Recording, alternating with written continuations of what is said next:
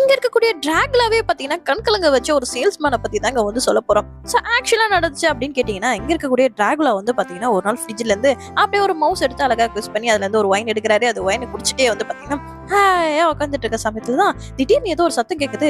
என்னன்னு சொல்லிட்டு வெளியே போய் பார்த்தா அந்த இடத்துல ஒரு குட்டி மனுஷன் இருக்கான். சோ அந்த குட்டி மனுஷன் யாருன்னு பாத்தீங்கன்னா ஒரு சேல்ஸ்மேன். சோ அவகிட்ட இருக்கக்கூடிய கத்தியை வச்சு அப்படியே வந்து ஒரு ஆணியனை கட் பண்ண நம்ம டிராகுலோட கண்ணே அவிஞ்சு போச்சு.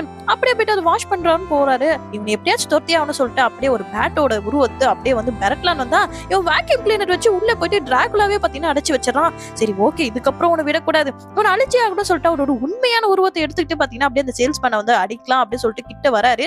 அதுக்குள்ள வந்து பாத்தீங்கன்னா கையில இருக்கக்கூடிய கிளென்சரை வந்து ஆன் பண்ணி அப்படியே அங்க இருக்கக்கூடிய எல்லா இடத்தையும் கிளீன் பண்ண அப்படியே வந்து பாத்தீங்கன்னா அவர் கையை வந்து எரிஞ்சு போற அளவுக்கு வெளியே இருந்து வெளிச்சம் வருது. சோ அந்த வெளிச்சத்துல இருந்து மறைக்கிறதுக்காக வந்து பாத்தீங்கன்னா அப்படியே அங்க இருக்கக்கூடிய அந்த கர்ட்டனை வந்து அப்படியே மேல போட்டுக்கிறாரு.